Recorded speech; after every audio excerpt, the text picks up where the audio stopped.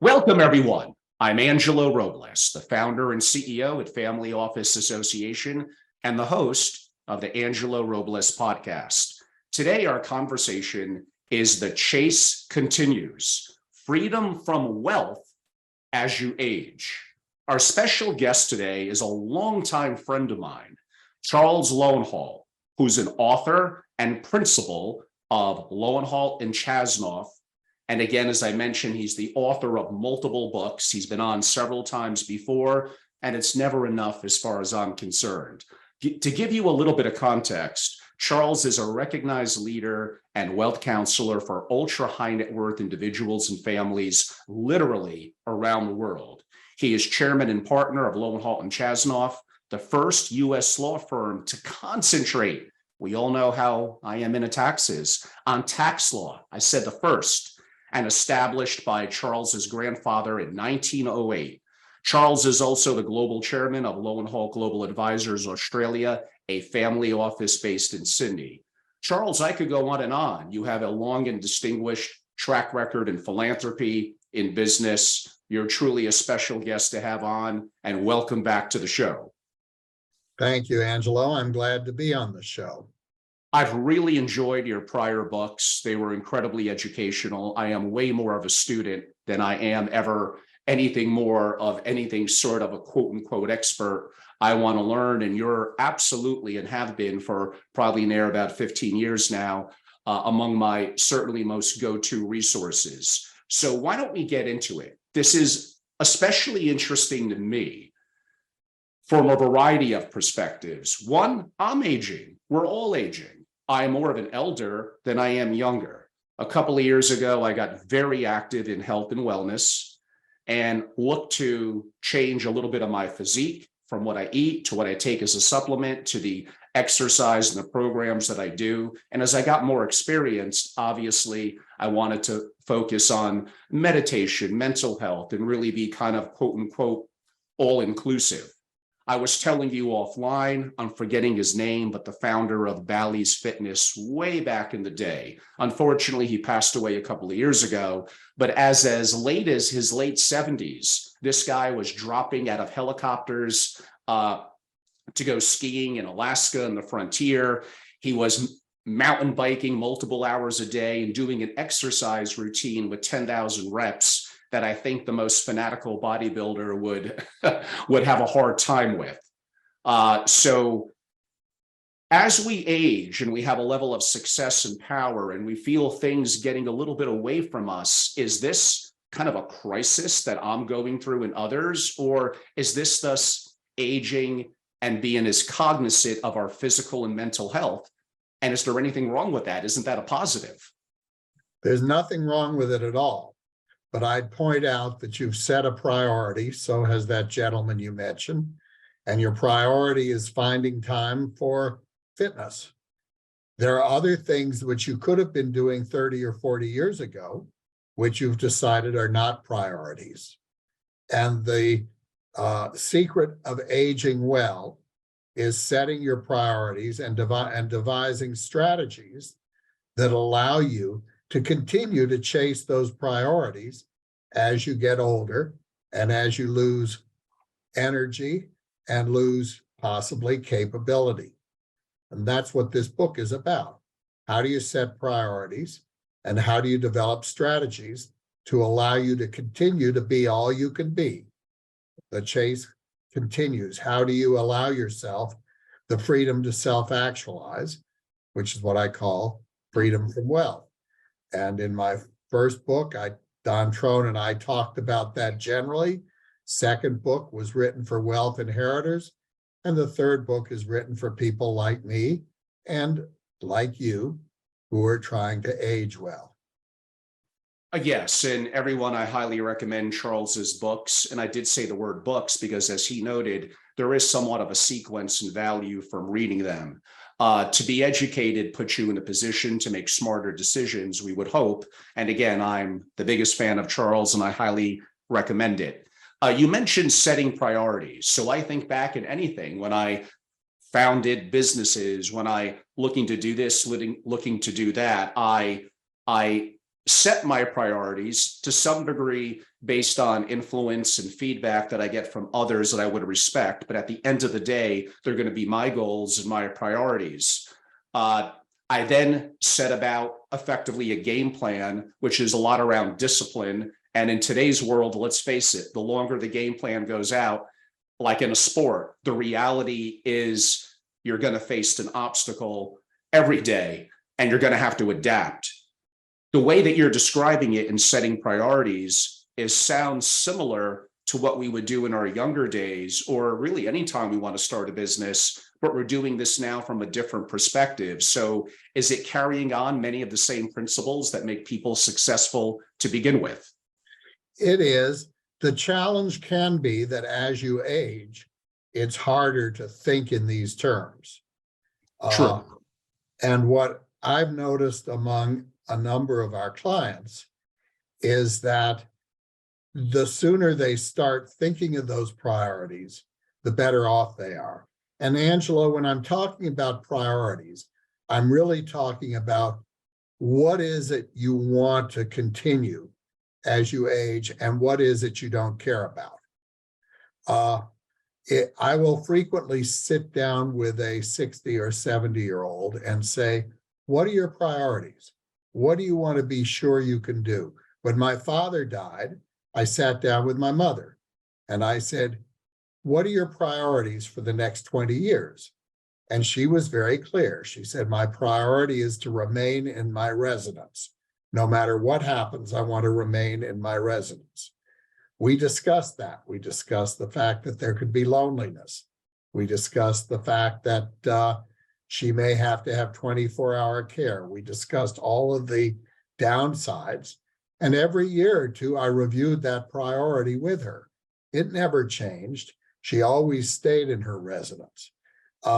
She needed that kind of conversation, partly to help her focus on it, but partly because her support team, of which I was one, we'd have to make sure that she could meet those priorities. So I encourage people at age 60, 65, 70 to sit down with those who would be their support team and talk about priorities. You don't necessarily need to do that when you're 25. True. We both are in an interesting position that I guess you could say that we earned. There's other factors that play in. We know amazingly successful entrepreneurs, individuals, and families. And I'm sure, like you, although hopefully we impart a little bit of best practices, we also learn from them. In your work with, let's call it, aging wealth holders, how many are actually setting the priorities that you're describing, whether they know it or not? That's maybe the key part, and building a strategy to continue living their life to the fullest. Very few do that on their own. Yes. And part of the reason for that is that if you're doing it on your own, and if in fact you move into a period where your mental capabilities are less sharp than they once were, you don't have anyone who can help you. And so it's not unusual to see people who just continue the same old thing as they lose their capacity to do it. And the more they are unable to do it, the more frustrated they get. I think of a stockbroker who was a very careful stockbroker and spent most of his life doing stock brokerage work and civic involvement. The older he got and the harder it was for him to do his investment work, the more he had to focus on it and the less time he had for civic engagement. That drove him crazy until the point where 3 months before he died, he told me, I'm broke now. I'm completely broke. He wasn't broke when he died. He had tens of millions of dollars, but it was driving him crazy. He needed the support team who could help him in the brokerage business so he could continue to do what he wanted to do. There's aspects to aging, and maybe I emphasized a little bit of the physical aspect of things we could do to remain vital, energetic, even into our 70s and 80s, as things are advancing in so many different ways in biotech and gene editing and other aspects. Who knows, maybe even longer than that. And we may get a little bit into that. But I think the fear that I have, and I think most people have, is not even as much a loss of some level of physical prowess. It's how are we going to live well as our brain ages? It's the mental aspect, it's the cognitive capabilities. An example, I like to fashion myself a little bit as an intellectual. I'm an active reader. I take in information. I write. I do dabble in things that I do think are helpful, like chess and poker. And I'll just give you an honest answer. I am not as good in chess now as I used to be. Admittingly, I might have had a little more passion and I played more consistently when I was younger, but I'm making mistakes now, even though I'm in, for my age, so-called superior health. Do we have to again face reality that we age physically and mentally, but what can we do to make the best decisions as we're aging mentally as well? Well, start with the proposition that you have to figure out what it is you don't really care about. Because no matter how you talk about mental acuity, part of it is ensuring that you've got the space to think about what you want to think about. Your chess example is a good one, Angelo, because I've actually seen a client who loved chess and realized that he was starting to move into a less solid mental capacity. He discussed that with his children, and they made sure that they could always find him chess players who weren't as good as he was. And that made him very happy. I got to find those too. You have to find those people. It's getting harder because a lot of people are better. Well, I'd suggest you look for a 5-year-old. Oh, yeah, that'll be embarrassing when they beat me. Of course, I'll pick a prodigy. You mentioned it a couple of times, and I might have overlooked it, that you want to have a support team. I'm assuming you're obviously engaging your family, but you also probably want to have independent people that may not, quote unquote, have skin in the game and have various levels of expertise. Maybe it's in health and wellness, maybe it's financially, maybe it's accounting and legal. How do you go about building a team of experts?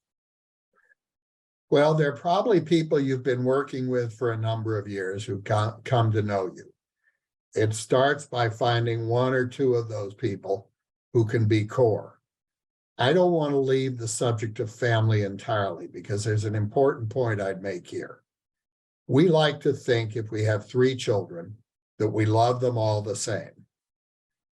That should be. You should love them all the same if you possibly can. But that doesn't mean that they should all play the same role. I spend a lot of time in the book and a lot of time with clients talking about who is the appropriate child for healthcare decisions, for example, for trusteeship, and it isn't necessarily all of your children. So I think it's important to start by looking at your own family, evaluating their strengths, separating love from role, and then moving on. And as you do that, you'll probably find some roles which aren't being met within the family. And that's where you start looking for trusted advisors, counselors who can help in those roles. Again, it's important to start early. Starting when you're 90 is very complicated. Starting when you're 60 is a lot easier. I'm going to go in a little different direction and arguably a little bit, I wouldn't say confrontational, but a little bit of a pushback. And again, these are some of the things either I think about, mainly due to what I hear from others of multiple generations, which in my engagements, both in my podcasting platform, socially, and most importantly, the work that I do with Family Office Association, I see.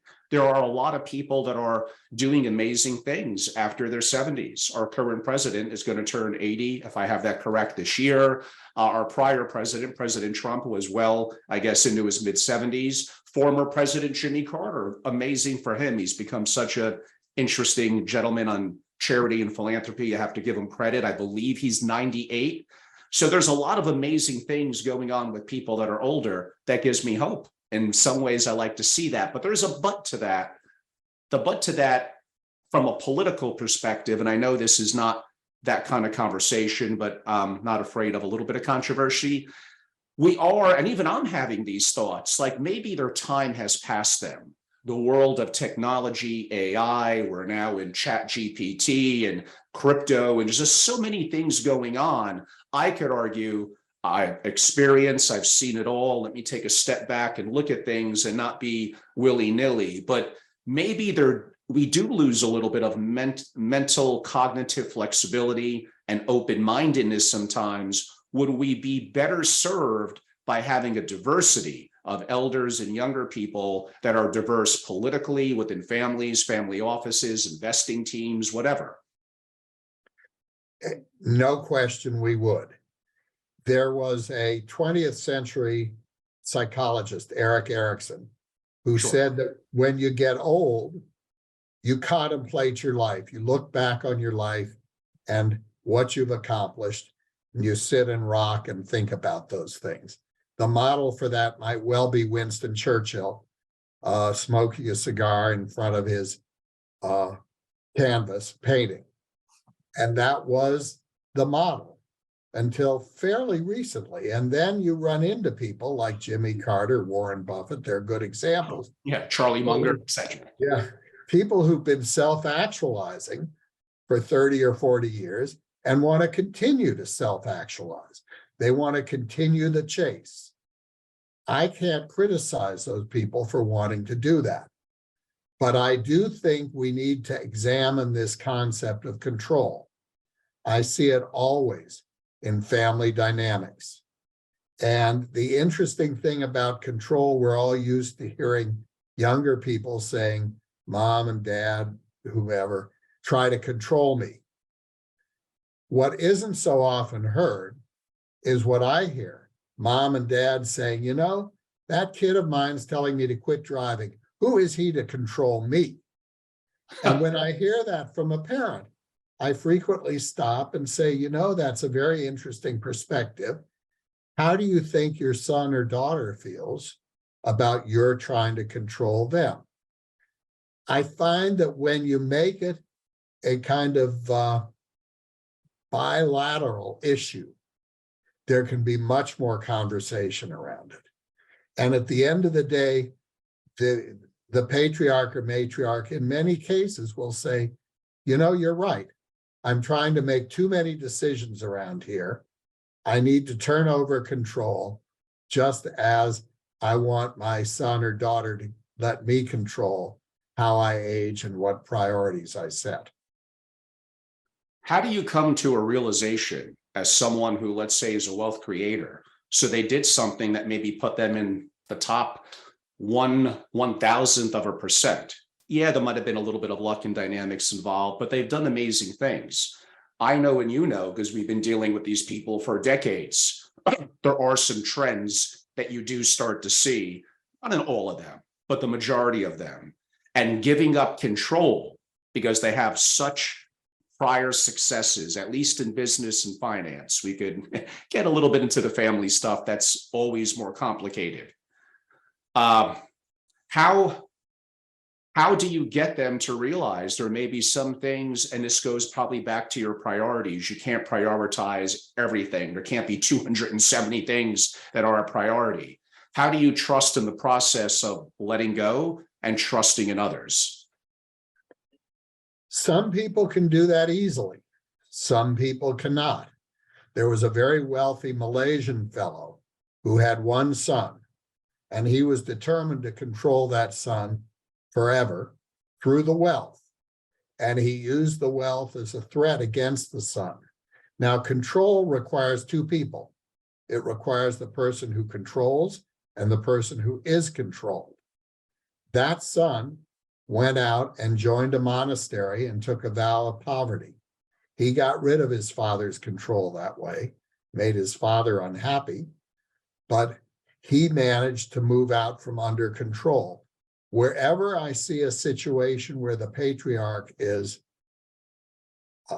without question going to continue control, I will talk to the child and say, how can you move out from under that control?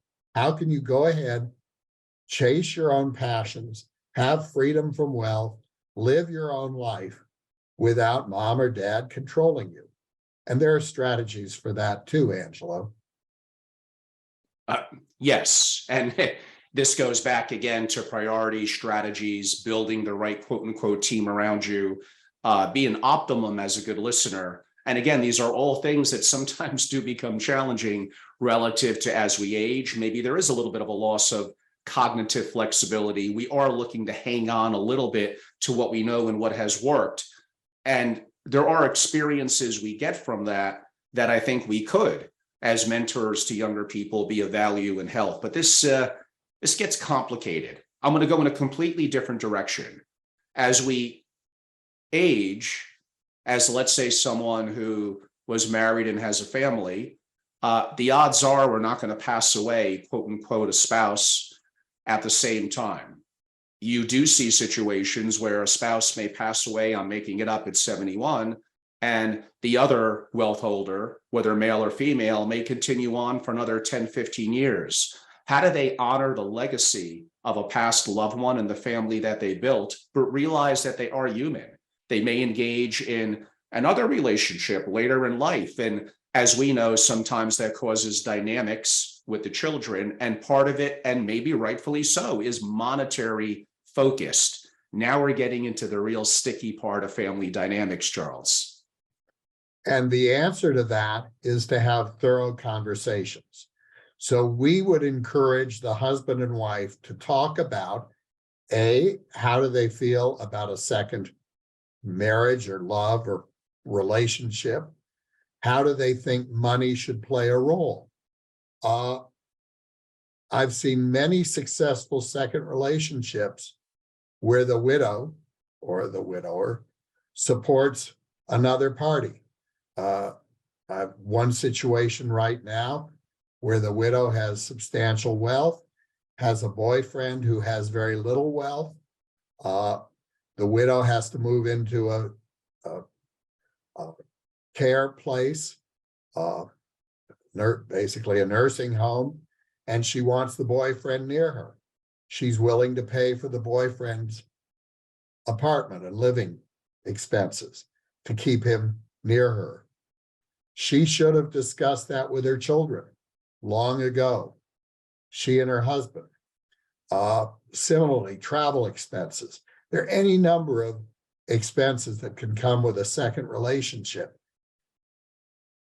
People need to be very clear about their feelings on those. And if the mother and the father together sit the children down and say, here's what we want, and here's how we're going to accomplish, and this is what we want our trustees to fund, generally the children will honor that. What I hear quite often is, mother would never want to support that fellow. Well, they have no basis for knowing that. Exactly.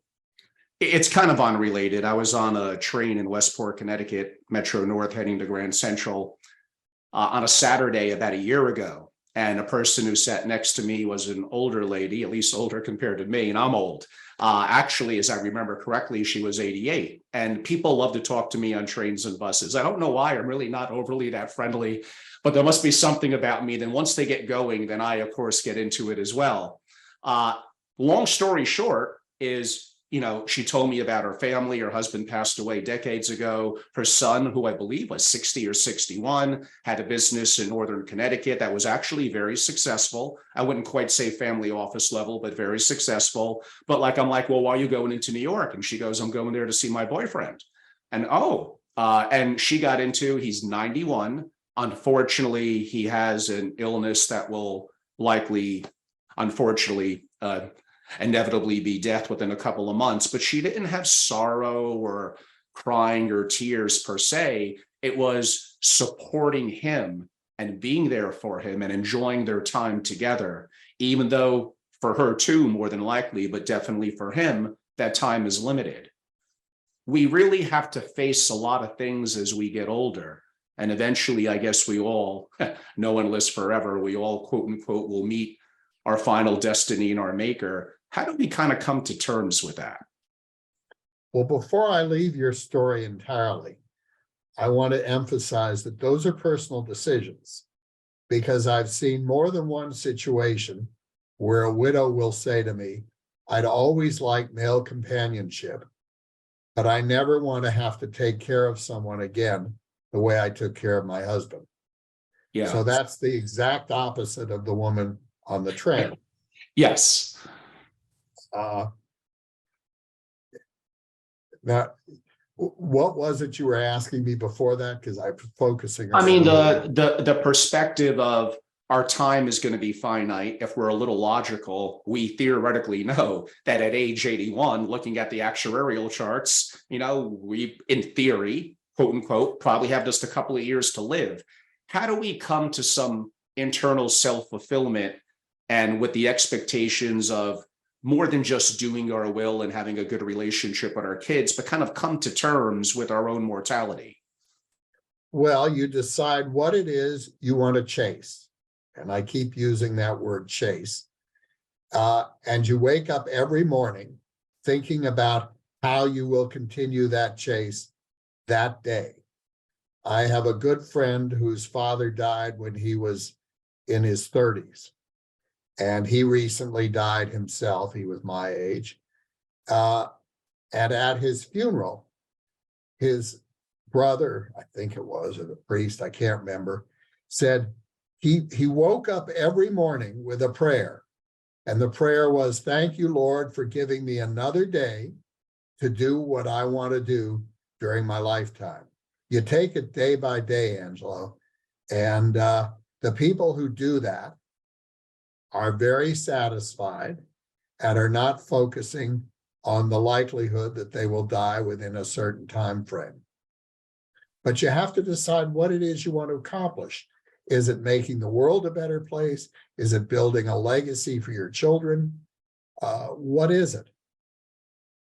A common thing that I would hear from people of wealth that we deal with, and assuming they, of course, have the money to do this, and I think you mentioned it with your mom, it's this disdain with, no, I'm not going to go, quote unquote, into a nursing home, even though in theory, depending on their situation, both with family support and mainly their health, both mental and physical, I could argue in the right facility that might, especially with mental issues or a significant cognitive decline, that might end up being the best option.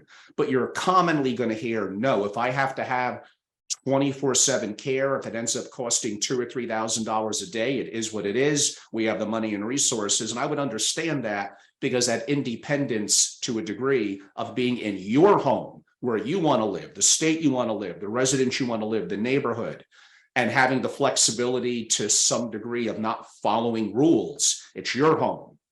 That appears to be very important to people that would have the resources to do so, to where they live and how they live with independence. I think that's right. And I respect that. The tension is always between independence and risk and cost. If you've got enough funds and you want the independence, you want to be free of dependency on nursing care or whatever, staying in your house may well be a good answer. You better be sure everyone understands that, because I've seen more fights over whether to put mom in a home than almost any other subject. Mom needs to be very clear. My mother was. Most of the clients I talk to are. I had a grandmother who lived in a great big house. She was an artist, and she'd go to the basement every night and paint. And her son said to her mother, I think this is dangerous. You could fall and you could lie on the floor. Nobody would find you for a day or two. I don't want you to take that risk. And she looked at him and she said, I'm willing to take that risk. My independence is worth a couple days on the floor with no one finding me. That was a good judgment on her part. I've had that conversation with other clients who say, oh no, I don't want to take that risk. So they need to move in a different direction. The one place that balancing risk against independence doesn't work at all is driving, because the risk in driving is not just to oneself, It's but others. it's to others. That actually leads indirectly into, and I hinted at it a little bit earlier, we're inevitably, obviously, going to have self-driving cars. There's advancements in AI. There's massive advancements in gene editing with CRISPR. Once AI is able to be impactful with that, a long story short, we are going to live longer, assuming in quote unquote better mental and physical health. Now, on the surface, I would assume that's great. Now, many people are not going to be ultra rich. A question I would have for many of them, suppose your average lifespan does become 111, and suppose you're even relatively well off and you retire at 65, your financial advisor says, well, actuarially, you're probably going to live 17 years. We'll plan for 25. How about that? And you end up living for 40 to 50 years because things are changing. Having the mobility of staying in your home is going to get better and better with the advancements of robotics and the opportunity for that to be impactful. And one day, perhaps integrating in the human body, both robotics and AI. It's inevitable. There are things that are changing. We are going to, I would think, going to live longer. There's a negative aspect to that, partially financially, partially to business interest and passing control.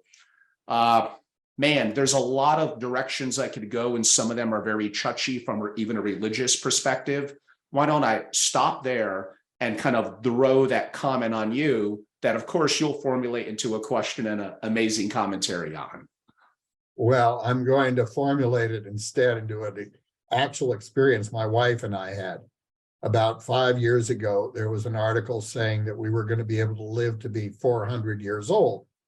So I said to my wife, now of 53 years, dear, would you mind after 200 years if we got a divorce?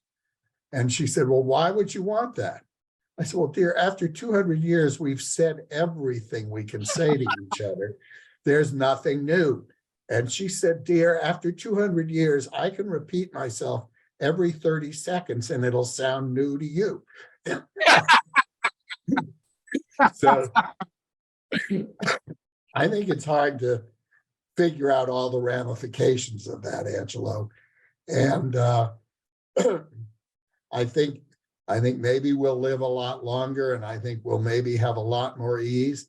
I think maybe our children will be frustrated, or maybe they'll be looking forward to their own age.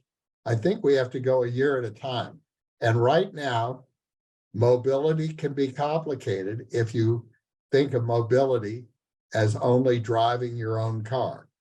Part of what we find ourselves discussing frequently with clients is you're talking about driving and you don't want to give up driving.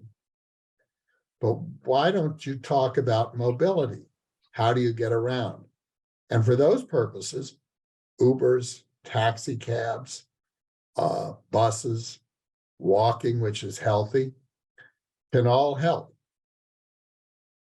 For sure. On a little more of a positive light, but it also comes with some potential risk as well. Like you mentioned with the lady painting and the risk of going down the stairs and into a quiet area. Now there are devices now, you press the button and help comes, but I get the bigger picture of it. But let's talk a little bit about something that I generally think people love to do, travel. The opportunity where if you've worked all your life and you have some level of financial flexibility, the opportunity of ingratiating yourself in travel and all the things that you read about or maybe saw others do that you can now more actively participate in. oh, you may not quite have the youth and vigor to do certain things that perhaps, although the gentleman who's jumping out of helicopters skiing, apparently he didn't listen to any of that. But talk a little bit about the benefits of travel from a social perspective and arguably maybe some of the risk as well. We had a client a few years ago, an older lady, she was in her late 80s, who spent most of her time on cruise ships and would schedule her year around cruises on a certain line. They all got to know her. And she said, this is much better than moving into a nursing home. She said, they take care of me. I have people to dance with me.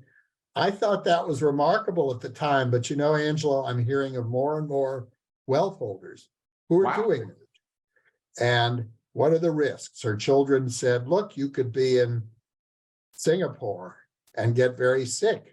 Right. What would happen?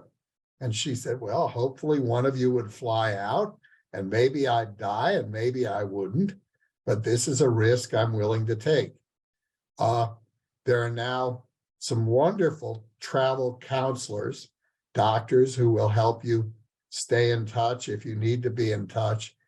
On some levels, it's a lot easier to travel today. On other levels, it's a lot more complicated because the risks are greater. There's no reason a person shouldn't keep traveling. My wife and I are determined to keep traveling, and we'll adjust our travel so that the risks are minimized, but they won't be eliminated. Exactly. That's you know, you can live a life where nothing bad is ever going to happen to you.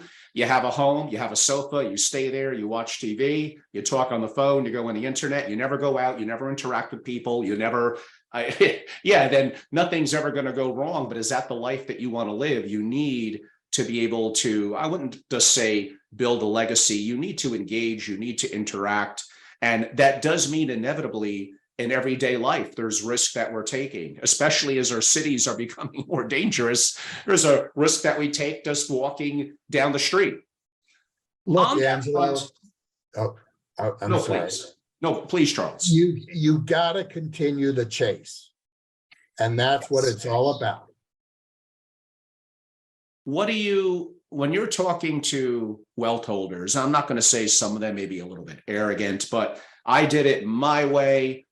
My kids and my family are saying this and that. I'm going to be isolated in my giant, beautiful ranch in Montana. I kind of have a thing for Wyoming and Montana, so I'm kind of picking on the negative perspective of that. Maybe I'm watching too many Yellowstone shows. I don't know what it is.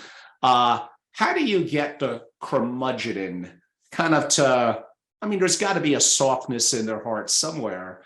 How do you get them to better engage with family as they're getting older? And the reality is their time is going to be more limited than when they were in their 20s and 30s. Well, Angela, let's start with the proposition, and I've said this for years. There's some families where estrangement is part of what gives them satisfaction. Huh. It's a mistake for a counselor to try to take that pleasure away. And I can tell story after story of families who fight at every generation and are very successful and lead very satisfied lives. So let's take your curmudgeon in where is he, Wyoming or Montana? Yeah, let's say Wyoming. I do love the cowboy state. He's in Wyoming. The starting point is figuring out whether this is what he really wants to do. If it's what he wants to do, my attitude is let him do it. Probably his children are happier than if he were trying to see them every day with them and tell them what to do. And they were trying to tell him what to do. That's the control issue all over again. Yeah, on both parts. And then it requires a conversation about what it is he wants to accomplish. We have a chapter in here on obituaries and funerals. They're very creative ways to design your funeral to accomplish purposes you could not accomplish during your lifetime, whether it's bringing business people together, whether it's getting your children to work together. You can do that using trusts as well. It's a question of what that curmudgeon really wants. And once you know what he really wants, you can help him get there. If what he really wants is to stay away from family, God bless him and let him do it. There's, as we get older and the inevitable is the inevitable, I suppose you could say, and I'm being at a certain age, have even thought about it. I guess there's a couple of ways that we could go. One is boom, a heart attack, which is very common, and it's over. The other may involve more quote unquote suffering, let's call it prolonged terminal cancer, but we have some time. I don't know, 3 months, 6 months, a year, 2 years, so-called we could get our affairs in order.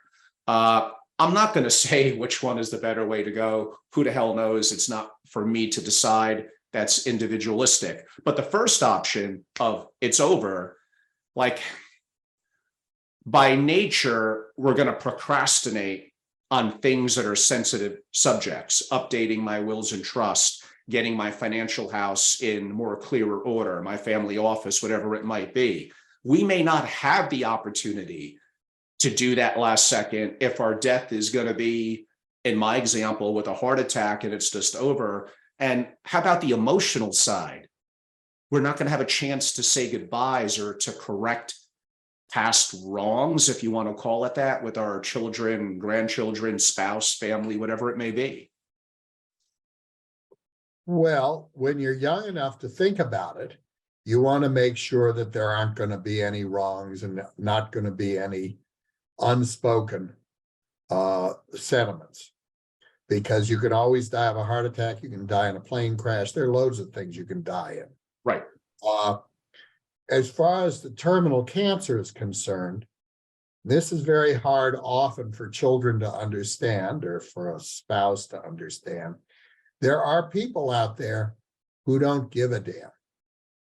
I'm reminded of an old man who had a trophy wife, and he was in my office and we were talking about wills and trusts, and he was going to have a family office and so on and so forth. And at a certain point, he looked at his watch and he said, I've got to go. I've got a golfing date with my wife. And I said, but what about your wills? What about your trusts? What about your grandchildren? He looked at me and he said, Charles, what has posterity ever done for me that I should worry about them? I'd much rather play golf with my young wife. That is an attitude which is often there. I'm not sure it's a bad attitude.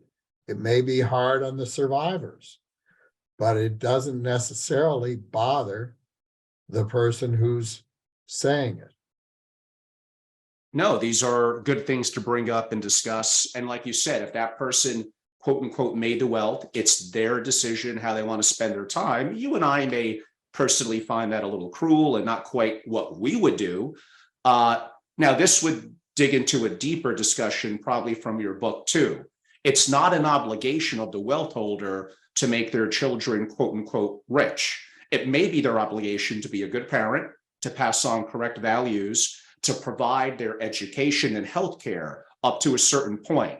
But at the end of the day, it's going to be up to them to fulfill their life, which financial could be a part of it because it provides certain resources, but it's not the obligation of the wealth holder to do that. And again, another sensitive subject that we could probably go back to book 2 on inheriting wealth and spend hours on. And I'd say it probably is the parent's obligation to make clear his or her attitude and philosophy on this. It's Yes. a big mistake to let your kids think that you feel you've got an obligation to make them rich when you die, and then you don't feel that obligation. True. Because they're dependent on that. Yes. My last question, I know you're a little pressed for time, then we'll talk a little bit about how people could buy your book and reach you. What is the biggest mistake you see aging wealth holders make?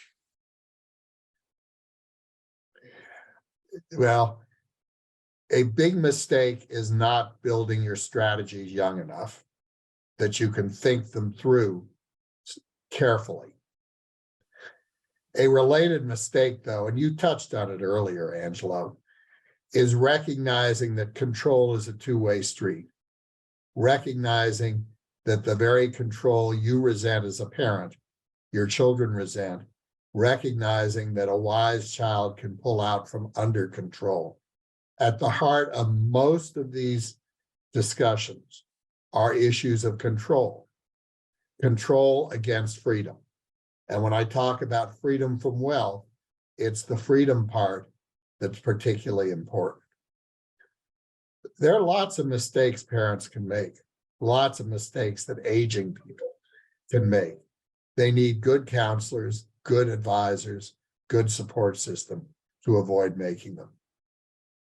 And Charles, your book, and of course, I highly recommend your others as well, but The Chase Continues, your recent book, The Chase Continues, Freedom from Wealth as You Age. How could people purchase it? I'm assuming through Amazon. You're correct on that. And I'm lucky told guess. Some bookstores are carrying it, which is fine. Bookstores, they still have those still now? have a bookstore, yes. Oh, So I do it is- go into a good bookstore. It is on Amazon, on Kindle and in hardback. So I encourage everyone to look at it. Oh, I also highly recommend, I almost forgot, you do also have a blog. If you could maybe give a little description of that. And by the way, I believe it's Lowenchas, so LOWENCHAS.com/the-long-view/ okay, that's complicated. I get it. But how could people maybe find it more easily? And why should they care, Charles? They should go to the website for Lowenhaupt and Chasnoff, That'll be easy. LLC. And anyone who wants to reach out to me can find me on the internet. And if you're having trouble finding anything out, I'm happy to email back. And if you can't somehow find Charles, I don't know how, reach out to me. I'm happy to make the connection. And again, everyone, we've been so fortunate today to have Charles Lowenhaupt, Lowenhaupt.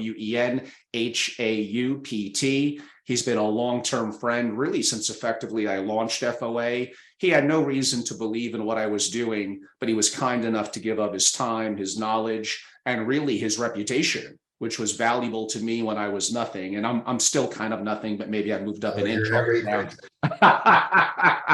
Well, thank you so much, Charles. The book is amazing. I highly recommend it, and Charles's other books.